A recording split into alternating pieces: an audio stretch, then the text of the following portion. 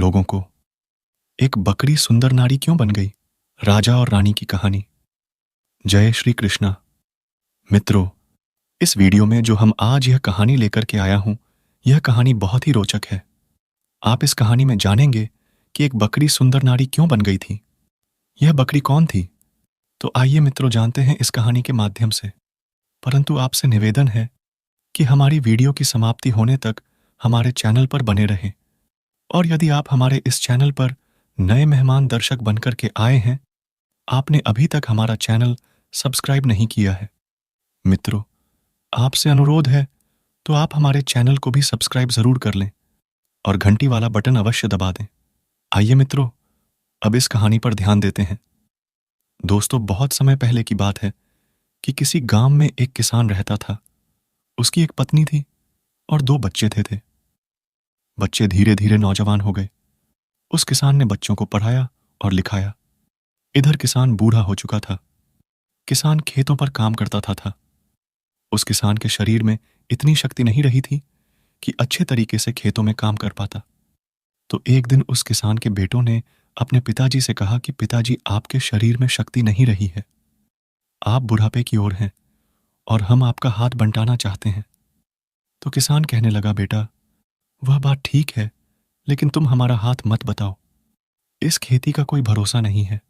कभी सूखा पड़ता है, कभी ज्यादा बारिश होती है तो फसल चली जाती है, कभी ओले पर डी ढाते हैं तो भी फसल चली जाती है। इसलिए हमने तुम्हें पढ़ाया है, लिखाया है, पैसा खर्च किया है। तुम ऐसा करो, कहीं दूसरे नगर में जाओ और कहीं नौकरी करो और पैसा कमाओ। अपने पिता की यह बात उन दोनों एलईडी ढाकों को जच गई। उसके बाद में ये दोनों भाई अपने घर पर गए। अपनी माँ के पास में सारी बात माँ से कही। इधर दोस्तों, जो बड़ेढ़ा लड़ ढाका था, उसकी शादी हो चुकी थी। वह अपनी पत्नी के पास में गया और कहने लगा कि आप हमारे माता पिता की सेवा करना और हम दोनों भाई पैसा कमाने के लिए दूसरे नगर में जा रहे हैं।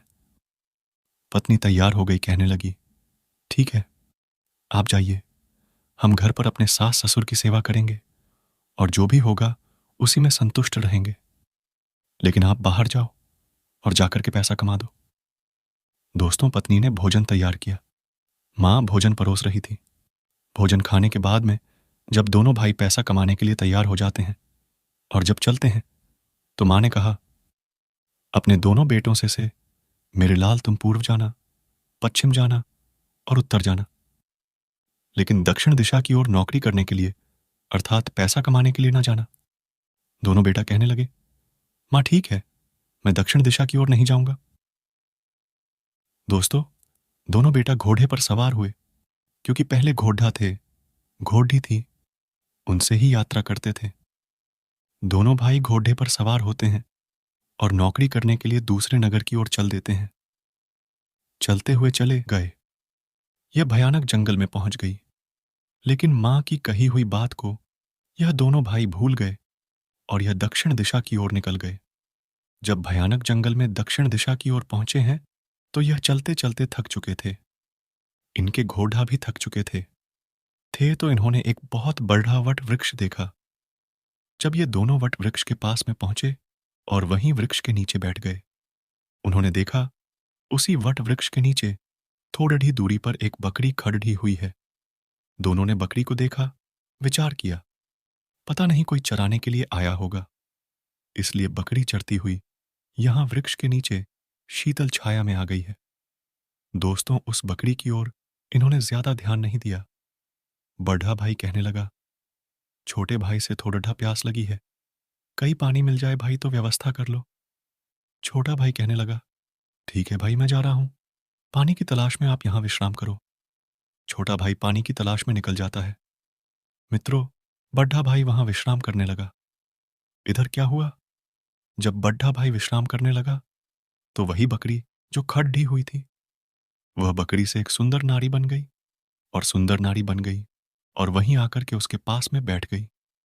जब बड्ढा भाई थोड़ी देर के बाद में उठा, आंखें खुली, तो क्या देखा है कि मेरे पास में एक सुंदर नारी बैठी है। मित्रों, मैं बकरी कौन थी जो सुंदर नारी बनी?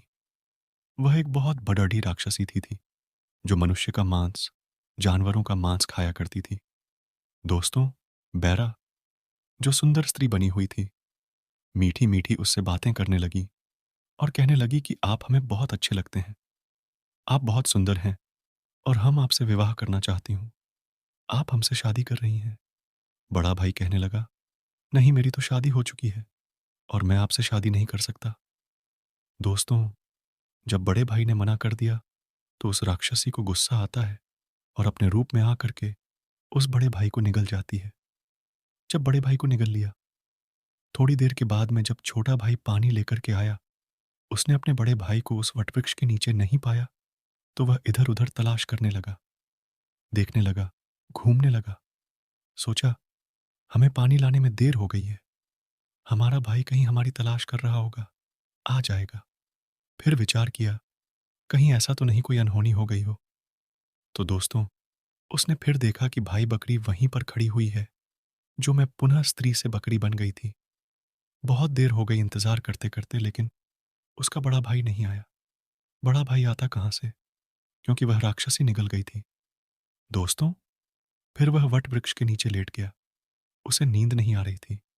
इधर बकरी जो राक्षसी थी, उसने सोचा कि अब तो यह सो गया है, चलो अपने रूप में आते हैं, और वह बकरी की तरफ देख रहा था। दोस्तों, जैसे ही उसने अपना रूप बदला, एक सुंदर स्त्री बनी, और उसने जब देखा कि यह बकरी एक स्त्री बन गई तो भाई आश्चर्य में पड़ गया। यह क्या बात है मित्रों? उसके बाद में वह स्त्री उसके पास में आती है और कहती है कि आप हमें बहुत सुंदर लगते हैं और आप हमसे शादी कर लीजिए, हम शादी करना चाहती हूँ। दोस्तों, उसने मना कर दिया कि मैं शादी नहीं कर सकता हूँ, लेकिन वह लड़का बहुत होशियार था, बुद्धिमान था। वह समझ गया कि ऐसा तो नहीं है कि इसी ने हमारे भाई के साथ में कोई अनहोनी की है।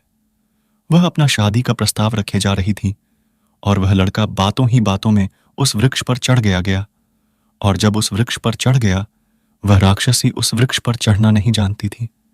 मित्रों, इधर राक्षस ने जो सुंदर स्त्री बनी थी, शादी की जिद कर रही है, लेकिन लड़का ने मना कर दिया, मैं शादी नहीं करूंगा। जब उस स्त्री ने ज्यादा जिद की तो लड़का कहने लगा, ठीक है, मैं शादी जब करूंगा, पहले हमारे भाई के बारे में बताओ कि मेरा भाई कहाँ है। दोस्तों, जब उस राक्षसी ने उस लड़का के ऐसे शब्द सुने तो वह राक्षसी समझ गई थी, इसका मतलब है कि इसने हमारे राज को जान लिया है।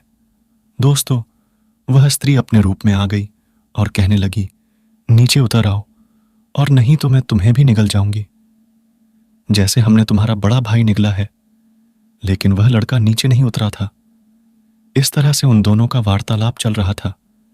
वह राजश्री नीचे खड़ी थी और लड़का वृक्ष पर चढ़ा हुआ था।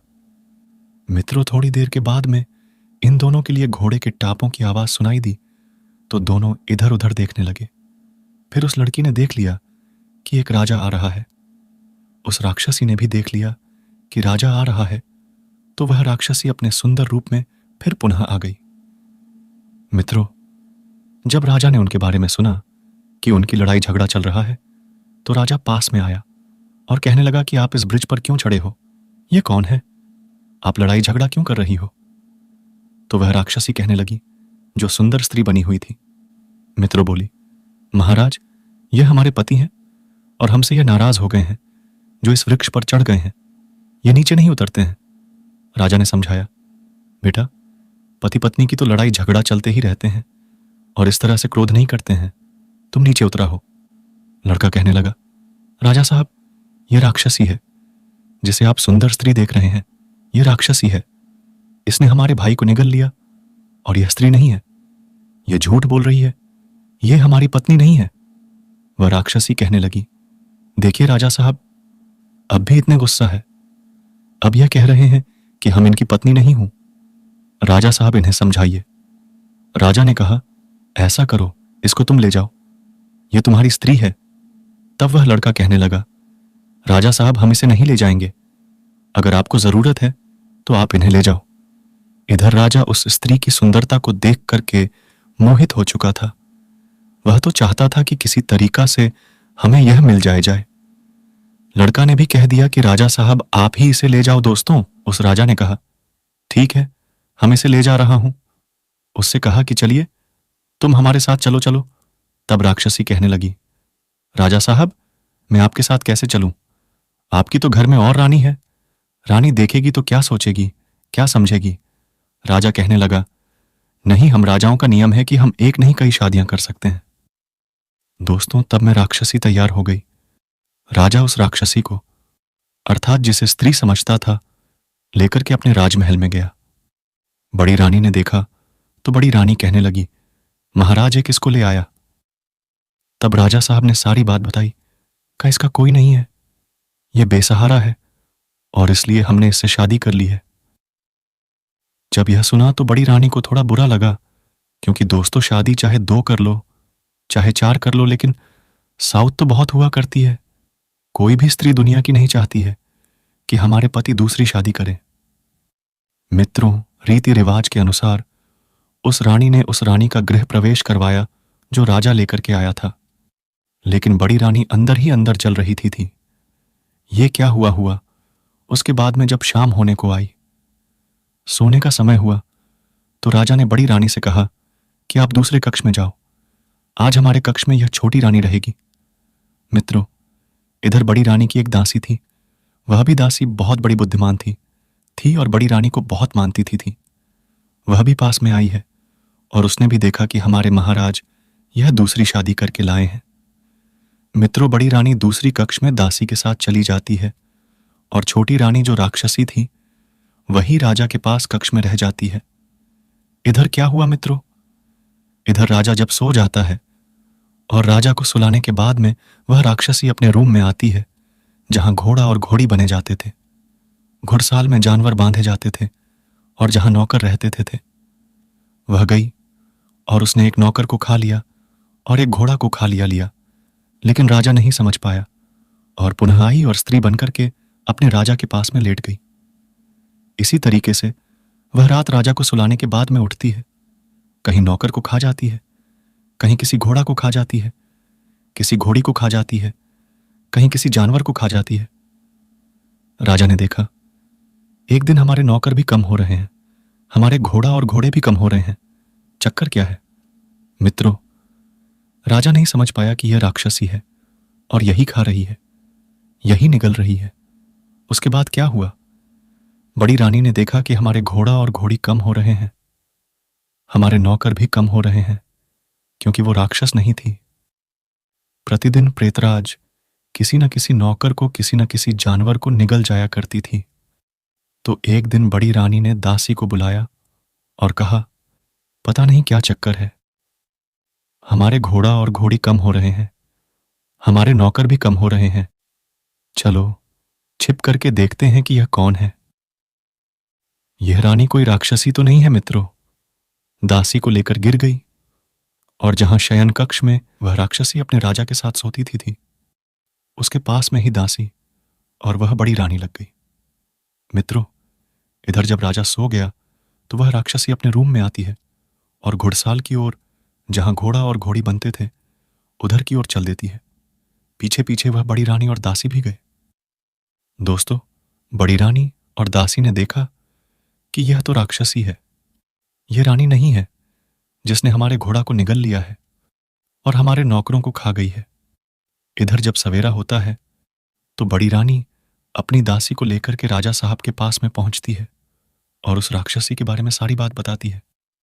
राक्षसी ने जब सुना तो मैं राक्षसी कहने लगी, महाराज देखिए, यह हमसे जल रही है क्योंकि आप हमसे ज्यादा प्रेम करते हैं और इन्हें अपने शयन कक्ष से आपने बाहर निकाल दिया, इसलिए यह जल रही है और हमें इल्जाम लगा रही है।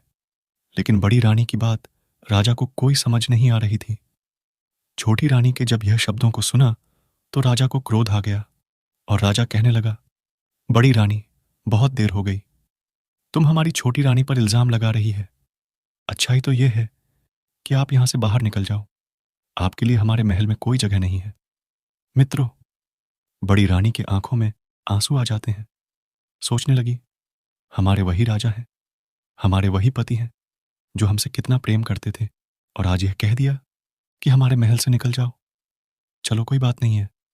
जब रानी महल से निकलती है और चलती है तो दासी भी बड़ी रानी के साथ में चल दी। बड़ी रानी ने दासी को समझाया कि देखिए, हमारी तो जिंदगी बर्बाद है, लेकिन आप हमारे साथ क्यों जिंदगी बर्बाद करोगे? आप अपने घर जाओ। दासी ने कहा, नहीं, मैं आपके साथ हमेशा रही हूं और इतनी जिंदगी मैंने आपके साथ गुजारी है। मैं आपके ही साथ चलूंगी और दुख सुख में आपका साथ दूंगी। मित्रों, वही हुआ। दासी भी बड़ी रानी के साथ में निकल जाती और यह जंगल में पहुंचे हैं। उन्होंने क्या देखा है कि एक बड़ा पेड़ खड़ा हुआ है जहां पर एक चबूतरा बना हुआ है। उसी चबूतरे के आस में रानी और दासी जब पहुंचे तो इन्होंने वहां पर एक झोपड़ी डाल ली, यानी कुटिया बना ली, और वहीं पर दासी और बड़ी रानी रहने लगी। दोस्तों, बड़ी रानी गर्भवती थी। जब बड़ी रानी और दासी वहीं कुटिया में रहने लगे और वही कंदमूल फल खाते हैं और इस तरह से अपना गुजारा कर रहे हैं, इधर बड़ी रानी ने दासी ने देखा कि थोड़ी दूरी पर एक ऋषि रह रहे हैं जहां बड़ी सुंदर उनकी कुटिया है। फिर एक दिन बड़ी रानी दासी को लेकर के उन ऋषि की कुटी में पहुंची है। वहां आने जाने लगी। वहां सत्संग होता था। ऋषि के शिष्यगण भी थे, उस सत्संग को सुन रही थी। दोस्तों, तो इधर जब प्रसव का समय आया तो कुछ दिनों बाद में रानी के गर्भ से एक लड़का पैदा हुआ। दासी ने देखा तो दासी बहुत प्रसन्न हुई। दासी और बड़ी रानी उस बच्चे का पालन पोषण करने लगी। बड़ी रानी अपने बच्चे को लेकर के ऋषि के पास में गई। उन ऋषि ने जब बच्चे को देखा, उसका नामकरण किया। फिर ऋषि ने बताया कि रानी, अब आपके 2 कटने वाले हैं। आपका बच्चा ही आपके दुखों को दूर करेगा। यह सुनकर के बड़ी रानी बहुत प्रसन्न हुई। मित्रों, उसके बाद में यह अपनी कुटिया में चली आई। धीरे धीरे लड़का सयाना होने लगा। ऋषि की कुटिया पर आने जाने लगा। वहीं अस्त्र शस्त्र की सारी विद्याएं ऋषि के शिष्यों से सीखने लगा। मित्रों, जब लड़का जवान हो गया, दोस्तों, वह लड़का एक दिन अपनी मां से बोला कि मां, अब हम पैसा कमाएंगे, कहीं नौकरी करने के लिए जाएंगे। मां से आज्ञा लेने के बाद में वही नगर में नौकरी करने के लिए आता है जहां उसके पिता रहते थे। लेकिन उस बच्चे को नहीं मालूम था और बाहर रसोइया का काम करने लगा। बड़ा सुंदर भोजन बनाने लगा। रसोइया भी उसे बहुत पहले से जानता था, क्योंकि वह रसोइया वहां जंगल में उन ऋषियों के पास आता जाता था। मित्रों, बड़ा सुंदर भोजन वह लड़का बनाता था और इधर जब राजा उसके भोजन को खाते थे तो बहुत प्रसन्न होते थे और कहते थे कि यह बड़ा सुंदर भोजन बनाता है। लेकिन जब भी राजा उस बच्चे की ओर देखते थे तो उन्हें अपनापन कुछ महसूस होने लगता था। सोचते थे राजा, पता नहीं इसे देख करके हमें यह लगता है कि इसके साथ में हमारा कोई रिश्ता है। मित्रों, इसी तरीका से रोज नौकरी करने के लिए जाता है राजा साहब के यहां और शाम को वहीं अपने जंगल में कुटिया में चला आता है। दोस्तों, इधर राजा उसे बहुत इनाम दिया करते थे, क्योंकि उसके भोजन को जब खाते थे तो राजा बहुत प्रसन्न हो जाया करते थे। यह देखकर कि जो छोटी रानी थी, जो राक्षसी थी, वह बहुत जला करती थी। सोचती थी यह लड़का हमारे और राजा के बीच में दीवार बन रहा है। राजा इसे बहुत इनाम देते हैं मित्रों, लेकिन राजा को नहीं पता था कि यह हमारा ही लड़का है। इधर जब एक दिन रानी ऋषि के पास में गई है और कहा कि हमारे बच्चे के बारे में देखो कि हमारा बच्चा कहाँ नौकरी करता है, कहाँ जाता है। मित्रों, तब ऋषि ने दिव्य दृष्टि से देखा। उन्होंने देखा कि वह लड़का वहीं राजा के यहां नौकरी कर रहा है, रसोई का काम कर रहा है जहां वह राक्षसी है। ऋषि ने सारी बात बड़ी रानी को बताई तो बड़ी रानी घबरा गई और सारी बात बताई। उन ऋषि के लिए अगर यह लड़का अधिक समय तक वहां नौकरी करता रहा तो यह राक्षसी है, किसी दिन हमारी लड़की को खा जाएगा, क्योंकि इस राक्षसी की वजह से ही हमारी यह दशा हुई है। ऋषि ने जब रानी की बात को सुना तो ऋषि ने कहा, घबराइए नहीं, हम इसका भी उपाय निकाल लेंगे। दोस्तों, इधर ऋषि ने अपनी तपस्या के बल से मंत्रों से एक बूटी तैयार की, उसे अभिमंत्रित किया गया। उसके बाद में जब लड़का ऋषि के पास में जाता है तब ऋषि ने उस लड़का के लिए सारी बात बताई और कहा कि बेटा, जहां तुम नौकरी करते हो मैं तुम्हारा ही राज्य है, तो वहां के युवराज हो और वहां के राजा तुम्हारे पिताजी हैं, और जो छोटी रानी है वह राक्षसी है और उसी की वजह से ही तुम्हारी यह दशा हुई है। जो तुम्हारी जो मां है उन्हें राजा ने बाहर निकाल दिया गया। मित्रों, जब यह ऋषि के शब्द सुने तो उस बच्चा के आंखों में आंसू आ गए और जवाब दिया, महाराज, फिर हम क्या करें? हमें क्या करना होगा? जो किस तरीके से हम अपने पिताजी के पास पहुंचे? तो ऋषि ने कहा, बेटा घबराइए, नहीं, यह बूटी है, यह हमारी तपस्या का फल है। इसे हमने मंत्रों से अभिमंत्रित किया है और यह आप ले जाओ वहीं और इसे दूध में डाल करके उबाल करके और उस राक्षसी को पिला दे। लेकिन एक बात का ध्यान रखना, यह व्यर्थ नहीं जानी चाहिए। अगर यह व्यर्थ चली गई और उसने दूध को नहीं पिया, उसके पेट में यह बूटी का असर नहीं पहुंचा, तो दोबारा कुछ होने वाला नहीं है, क्योंकि दूध के माध्यम से इसका असर उसके पेट में पहुंच गया। उसने दूध पी लिया तो वह अपने राक्षस रूप में आ जाएगी और फिर दोबारा से स्त्री नहीं बन पाएगा।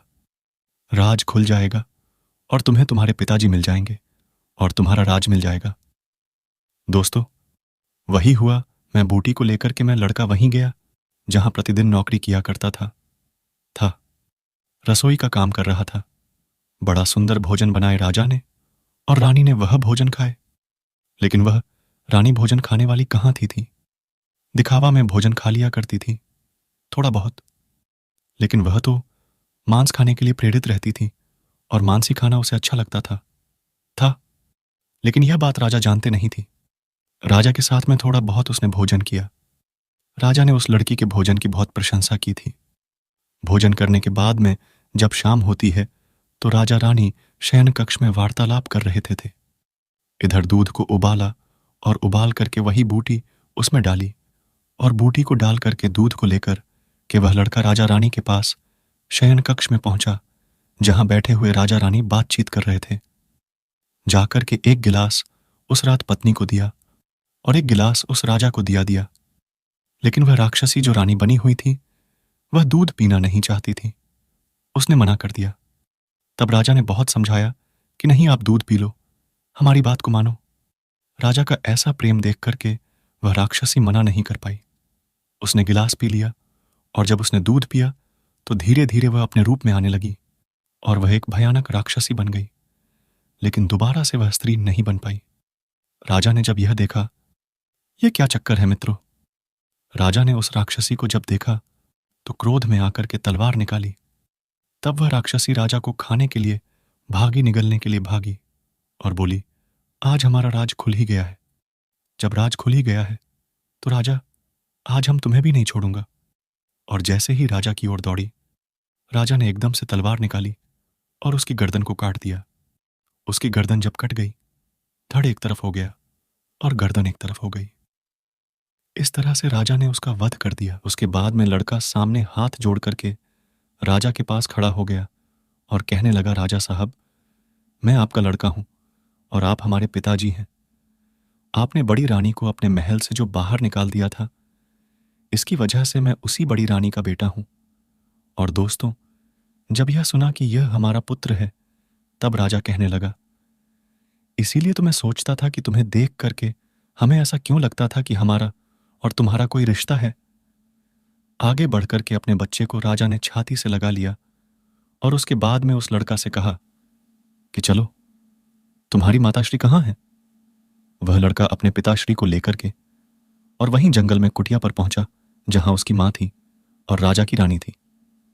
दोस्तों, जब राजा ने अपनी बड़ी रानी को देखा तो राजा की आंखों में आंसू आ गए और इधर बड़ी रानी उठी, अपने राजा के चरण स्पर्श किए, सारी बात बताई और कहा कि महाराज, मैं तुम्हें यही तो बताना चाहती थी कि यह राक्षसी है, लेकिन आपने नहीं माना। दोस्तों, तो तब राजा ने विचार किया कि वह लड़का जो जंगल में ब्रज पर चढ़ा हुआ था, वह सही कह रहा था। यह औरत नहीं है, यह स्त्री नहीं है, यह राक्षसी है। लेकिन हमने उसकी बात को सत्य नहीं माना था, जो आज हमारा इतना नुकसान हुआ, जो हम बच गए। नहीं तो वह हमें भी निगल जाती और हम मारे जाते। दोस्तों, उसके बाद में अपने बेटा और बड़ी रानी को लेकर के राजा अपने महल में आता है और इधर वह जो छोटा लड़का बच गया था, वह अपने घर में चला जाता है।